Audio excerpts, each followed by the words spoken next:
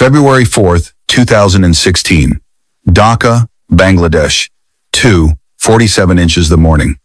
The city was asleep. The Bangladesh bank was quiet. Guards walked their routes. Fluorescent lights hummed over empty desks. Every screen, every terminal, every blinking cursor, all of it looked exactly the way it was supposed to look. But something was already inside. It had been inside for months.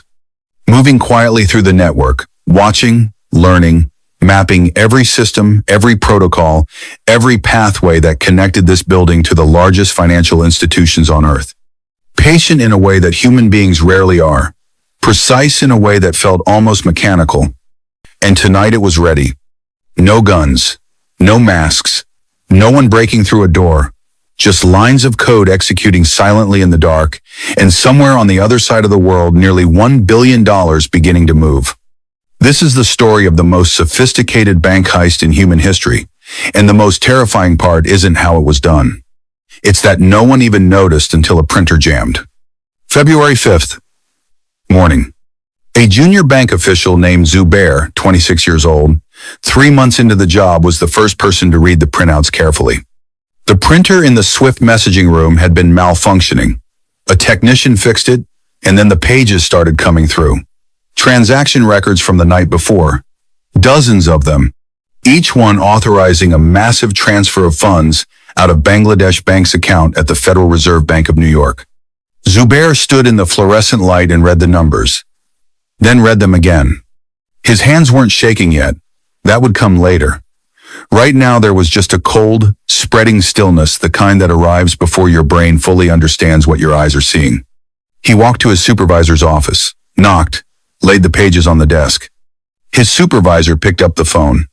And that was the moment a young man holding a stack of paper in a quiet room that the largest bank heist in human history stopped being invisible. The money had been routed to accounts in the Philippines, Sri Lanka, through a casino network in Macau, wired and rewired through layers specifically designed to make funds disappear. The bank officials made calls, sent urgent emails, tried to reach their contacts at the Federal Reserve in New York. But it was Thursday night in America. The Fed was closed for the weekend. The money was already gone. To understand how this was possible, you have to understand one thing about how global finance actually works. SWIFT, the Society for Worldwide Interbank Financial Telecommunication, is not a bank. It doesn't hold money. What it does is something far more powerful. It is the language banks use to trust each other. When a SWIFT message arrives from a verified institution, it carries the full weight of global financial authority. It means, we have confirmed this. It is legitimate. Move the funds. More than 10,000 institutions across 200 countries use SWIFT every single day. Nearly 45 million messages processed every 24 hours. Hundreds of trillions of dollars in annual transactions, all of it flowing through a single shared system of trust. Which means if you could speak that language, if you could send messages indistinguishable from the real thing, you wouldn't need to rob a bank. You could simply instruct the bank to rob itself. The hackers didn't break in. They didn't crack a vault. They studied the language until they were fluent. Then they walked through the front door, said exactly the right words, and the system obeyed. In Bangladesh, they submitted 35 fraudulent transfer requests in a single night. Every one of them perfectly formatted. Every one of them cleared without triggering a single automated alarm. Total attempted theft, just under $1 billion, from one bank, in one night. But Bangladesh wasn't the beginning, and it was far from the end. Ecuador, Vietnam, Taiwan, India, Russia, Ukraine, Nepal, Malaysia. The attacks came in waves, each one sharper than the last, each one hitting a different institution in a different country, through the same invisible method: stolen credentials, fraudulent SWIFT messages. Funds moved before dawn. No weapons, no getaway vehicles, just code, patience, and a system that had been built to trust itself completely. These were not opportunistic crimes. This was a campaign. Someone was systematically dismantling the arteries of the global economy, and no one yet knew who. The investigation that followed turned up almost nothing. The malware was custom-built architecture no one had seen before, written to erase itself the moment its work was done. The money trail fractured into dozens of smaller streams the instant it left the source, routed through shell accounts, cryptocurrency wallets, and cash conversion networks across multiple continents. Cybersecurity firms dissected server logs. Forensic analysts rebuilt deleted files from fragments. International agencies compared notes across borders. And the more they looked, the more unsettled they became. This wasn't a criminal group stumbling onto a vulnerability. The reconnaissance had taken months. Someone had mapped Bangladesh Bank's internal network with surgical precision. Someone had studied SWIFT's authentication protocols at a level that suggested not just technical skill, but institutional resources. This was planned at a scale that only governments can sustain. But which government? Then buried inside the malware itself, investigators found something they hadn't expected. A fingerprint. Code fragments. Reused tools. Unique technical signatures that matched attacks from years earlier. Attacks that had nothing to do with money. In 2014, Sony Pictures, gigabytes of internal data dumped publicly. Unreleased films leaked. Executive emails exposed. A devastating, humiliating breach carried out with surgical precision. In 2013, South Korea, banks and television networks hit simultaneously. Entire systems wiped in coordinated waves. Analysts at the time called it a digital act of war. The signatures matched perfectly. Same group, same underlying tools, same invisible hands now pointed at something far more profitable than embarrassing a film studio or intimidating a neighbor. Someone had looked at those capabilities and asked a different question. What if we use this to make money? The global financial system reacted carefully and with visible alarm. SWIFT released an emergency security bulletin, the first of its kind in the organization's history. Member banks were warned that SWIFT software had been compromised at multiple institutions. The language was measured and institutional, but the meaning underneath was unmistakable. The infrastructure that the entire global economy runs on had been penetrated, and no one could say with certainty how deep it went. Central banks across Asia ran internal security audits. European banks quietly reviewed their SWIFT terminals. In Washington, the Federal Reserve faced sharp scrutiny for processing the fraudulent Bangladesh transfers without triggering a manual review. The New York Fed had actually flagged one transfer. A routing instruction to a private entity in the Philippines looked unusual. A query was sent back to Dhaka. It was the middle of the night. No one answered. The Fed processed the payment. $81 million cleared before anyone in Bangladesh understood what was happening. The rest, over $800 million in additional fraudulent transfers, was stopped by something no security system could have predicted. A correspondent bank in Germany noticed a spelling error in one of the routing instructions. Foundation instead of foundation. A single typo. That was the margin. $81 million was already gone. Investigators traced the money into the Philippines and found a system that seemed purpose-built to swallow it whole. The funds had landed in 4 accounts at the Rizal Commercial Banking Corporation.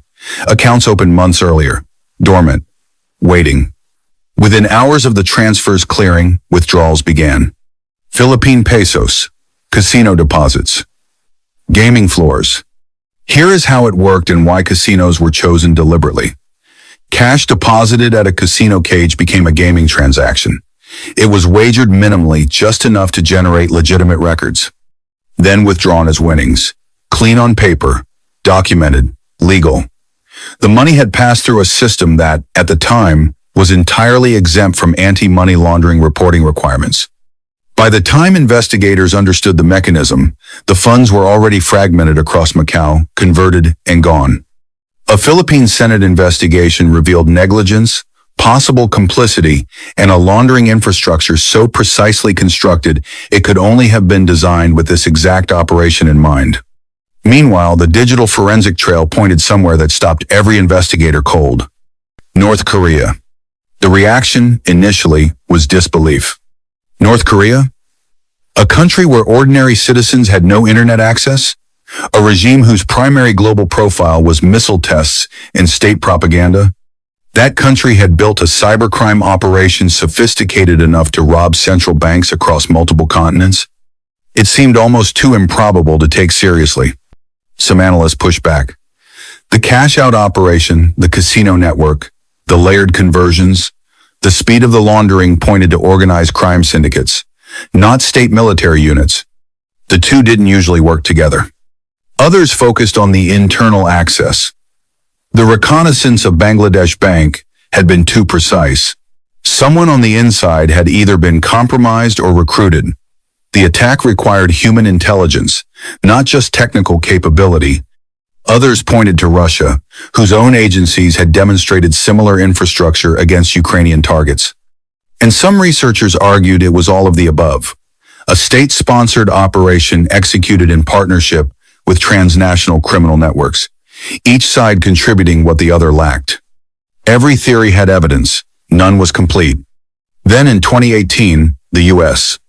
Department of Justice named a name, Park Jin-hyuk, North Korean national, member of a state-sponsored hacking collective known to the cybersecurity world as Lazarus Group, linked to the Sony attack, linked to the South Korean infrastructure strikes, now formally connected to Bangladesh. The indictment was detailed, meticulous, built on years of digital forensics, financial tracking, and intelligence gathering across multiple agencies, and entirely symbolic. Park Jin-hyuk was in Pyongyang, untouchable. The indictment would never produce a trial, a conviction, or a single dollar recovered. It was the legal system doing the only thing it could do against an adversary operating inside a country that answers to no international court. But what the investigation had uncovered, almost as a side effect, was something that dwarfed the Bangladesh theft entirely.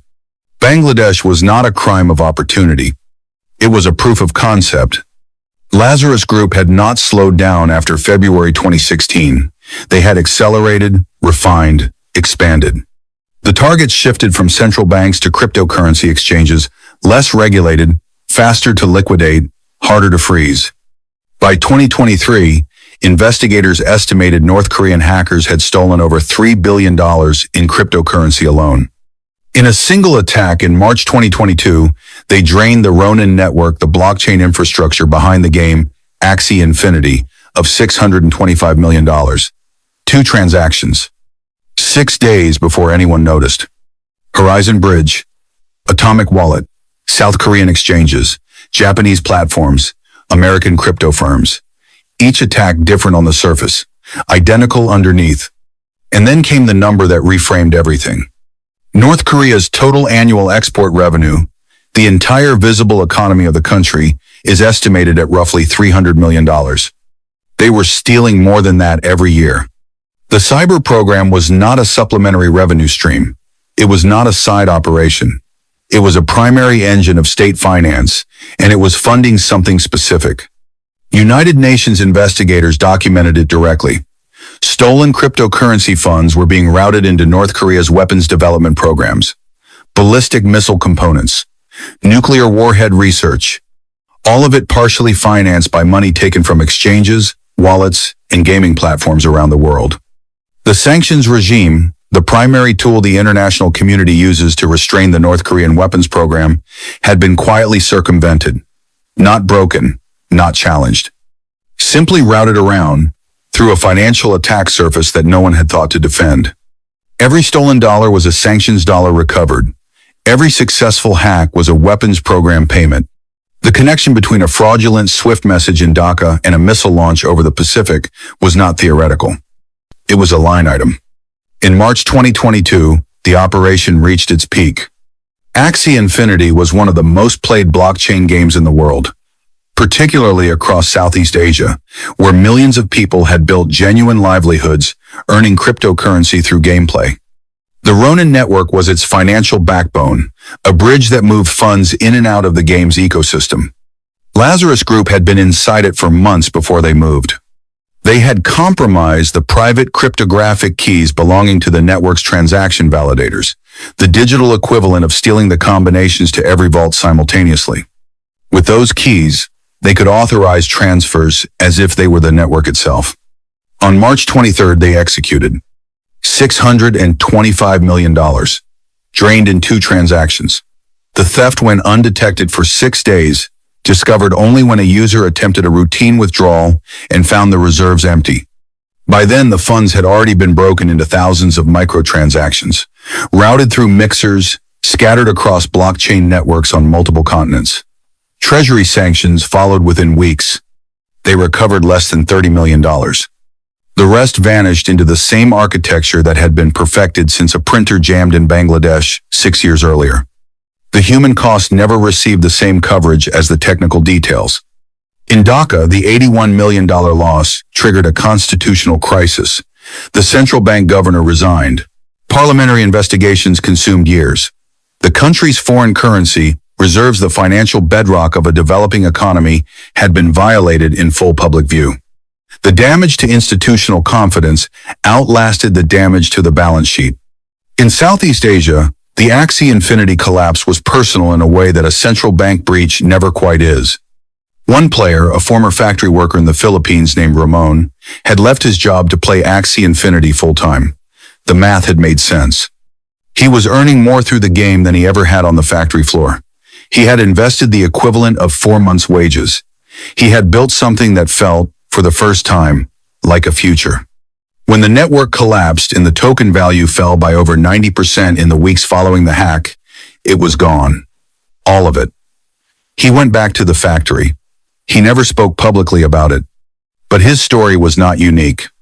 Across the Philippines, Vietnam, and Indonesia, thousands of people had made the same calculation, taken the same risk, and lost everything to the same invisible hands they would never see, belonging to people they would never know, operating under orders from a government that viewed their savings as a legitimate military resource. The legal response was thorough, well-documented, and largely ineffective.